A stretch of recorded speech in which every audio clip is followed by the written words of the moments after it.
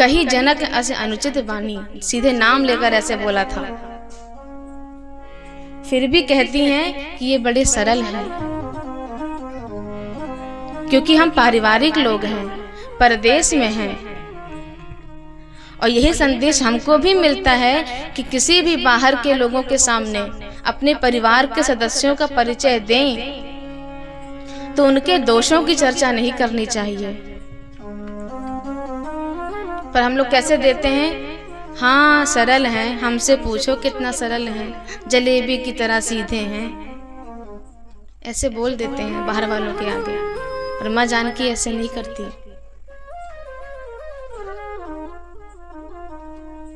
हम प्रायः परिचय कैसे देते हैं? एक राजा के यहाँ 2 व्यक्ति आए विद्वान, तो एक महात्मा उठ करके उसमें से स्नान करने गए। राजा बड़ा चालाक था। जो एक महात्मा बैठे थे उनसे पूछा, ये जो आपके साथ में हैं ये बड़े विद्वान हैं महात्मा। तो पहला कहता है, काहे का विद्वान है? बैल है, एक से भले 2 सोच का साथ में लगाए रहते हैं हम ही। अच्छा कोई बात नहीं।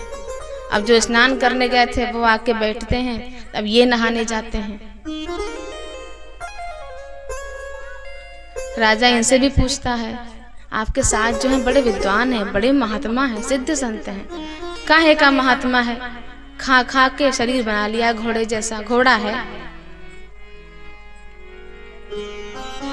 राजा ने सुना दोनों की बात।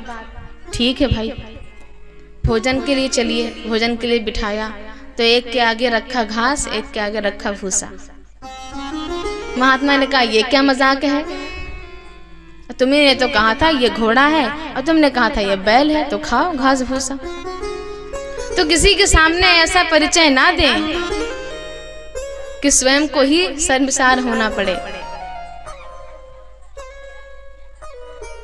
माँ जानकी सोच रही थी कि लक्ष्मण जी का परिचय दूंगे कि छोटे देवर हैं तो सब समझ जाएंगे कि ये राम जी कौन हैं। पर ध्यान आया कि मैंने कहा है कि नाम लखन लघु देवर मोरे, ये मेरे छोटे देवर हैं, तो कहीं इन सबको ये ना लगे कि राम जी बड़े देवर हैं।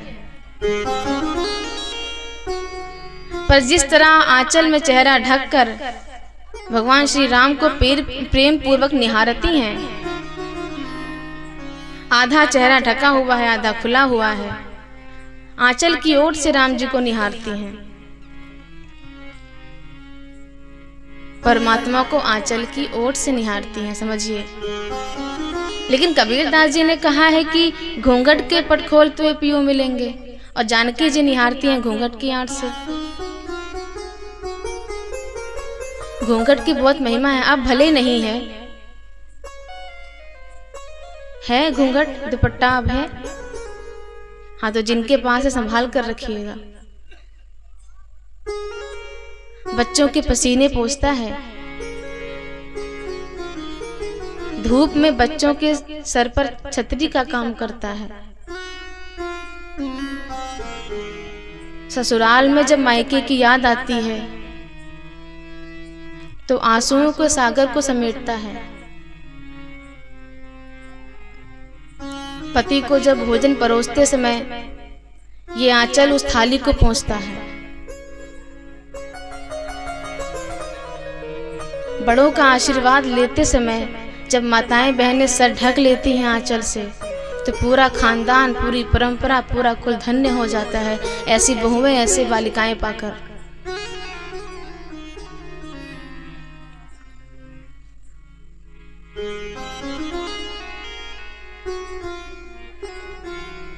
जब तक बच्चे माँ के आंचल में रहते हैं पूरे संसार का बादशाह बनते हैं।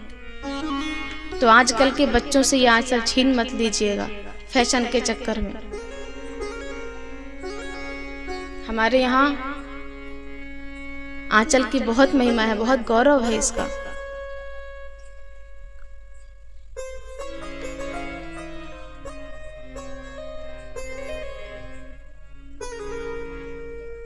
जिस प्रकार निहारती हैं वधूटिया कहती हैं, हम तो पहले ही समझ गए थे।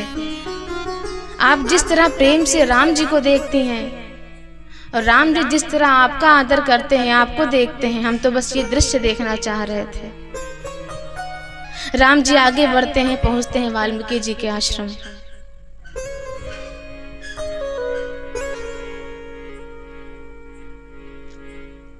स्वागत करते हैं, वाल्मीकि जी बिठाते हैं। रात वहीं विश्राम होता है बातचीत करके। अब राम जी पूछते हैं कि हम कहाँ निवास करें। वाल्मीकि जी कहते हैं, पहले आप बताइए कि आप कहाँ नहीं हैं, तब मैं बताऊं कि आप निवास कहाँ करें। आप जहां ना हो वहां बताइए, वो स्थान आपके रहने लायक है। खूब बातचीत करते हैं भगवान से। सुनहु राम अब कहूँ निकेता, किस हृदय में नहीं है आप, किस विग्रह में नहीं है, किस स्थान पर नहीं है, किस जीव में नहीं है। सिय राम मैं सब जग जानी। फिर भी बताता हूं, जिन्होंने अपने कानों को समंदर बना रखा है आपके कथा रूपी सरिता के लिए, उनके हृदय में रहिए। जिन्होंने अपने नेत्रों को चातक बना रखा है आपके दर्शन के लिए, उनके हृदय में रहिए। जिन्होंने अपने शरीर को मंदिर बना रखा है सेवा के लिए, उनके हृदय में रहिए। ये भक्त का लक्षण बताया जा रहा है कि भगवान कहाँ रहते हैं, भक्तों के हृदय में, जिनमें ये गुण होते हैं, जो अपने इंद्रियों का इस तरह इस्तेमाल करते हैं, विषयों में नहीं।